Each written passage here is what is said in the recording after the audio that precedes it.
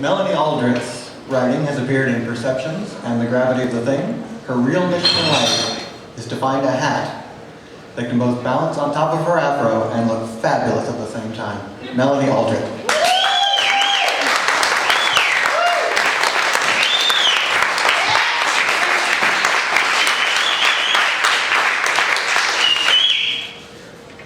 This is called To Think in Patterns. My sister is asleep in the top bunk. Red doll and rainbow fish are in her bed because they were in mine last night. My mom's door is closed, but I can hear her. The sobs catch in her throat. I know she is holding her hands over her face and is laying on her side. She says she wants to die and I don't know what that means. I can only count to 5 on one hand and I need 2 hands to show how old I am now, so I'm 6. I get up and get out of bed. I walk to the outside of her door and crouch until I can rest my chin on my knees. The outside of my left knee is on the cold wooden frame. I rock on my ankles and put my hair in my mouth and bite down.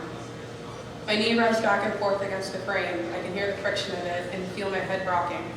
My stomach hurts and it feels like there are rocks in it holding me still. I feel dizzy and then I tell myself to breathe. I say my name and breathe. I mean to tell myself Melanie breathe, but the words won't stay together to make a command. I rock back and forth, and back becomes Melanie, and forward becomes breathe, until I am dizzy again and I know I forgot.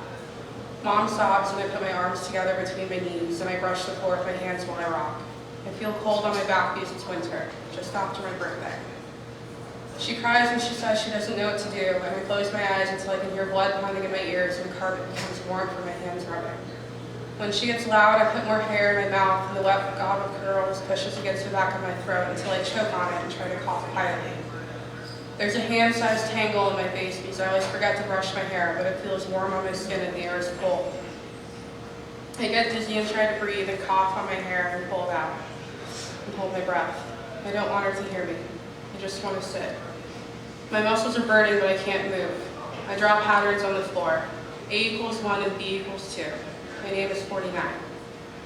Her cries lengthen and get quiet. I pull my elbows out from between my knees and curl my arms around my arms and rock. I tell myself to breathe. I want her to sleep. I know it is late and I'm supposed to be in bed. She starts to breathe long breaths and I get louder and I stop rocking and stand.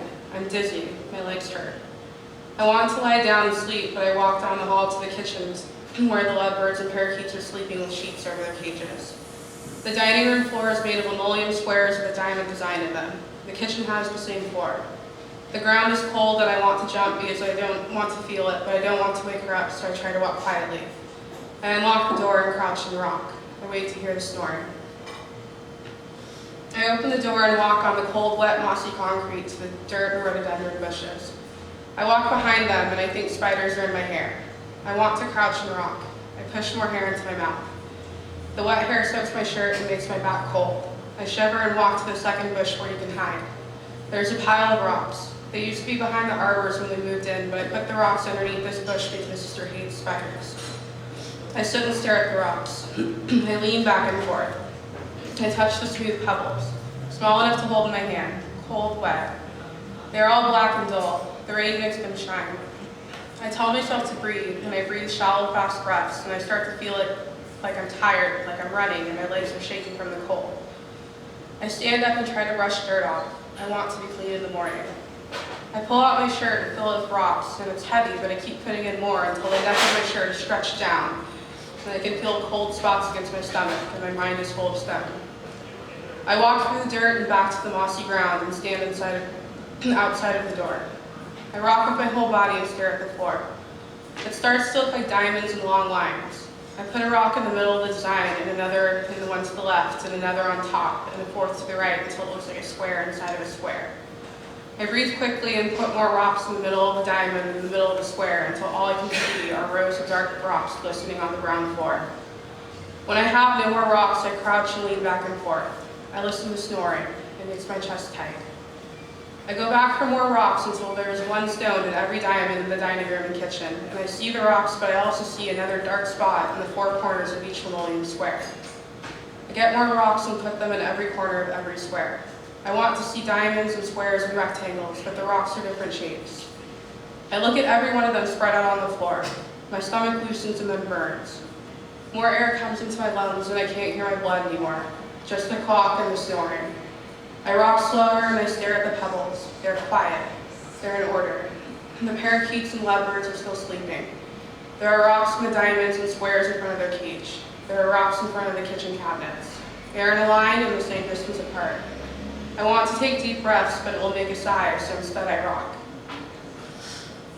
It's hard to stay awake. I want to sleep. I know my mother will wake early and my sister and I will get in the van and we'll drive to pick up children my mom watches. I rock slowly and breathe. I think about the rocks and I sit in the quiet and feel a warmth in my chest. I want to stay here forever. I think it's too late and I pick up the rocks. First the ones in the center of the diamonds. I put them in my shirt and walk outside to the bush. I place them one by one in a pile where the branches make the ground beneath invisible. I go back to the dining room and rock until I can breathe. I pick up the last ones from the corner of each square and put them in another pile, and then I rock back and forth and cry silently while the warmth in my chest and the quiet of outside disappears. I'm so cold. I know I'll have to get in the van soon. I walk into the dining room and take my shirt off and wipe my feet with it. I try to wipe the dirt off the floor from the rocks.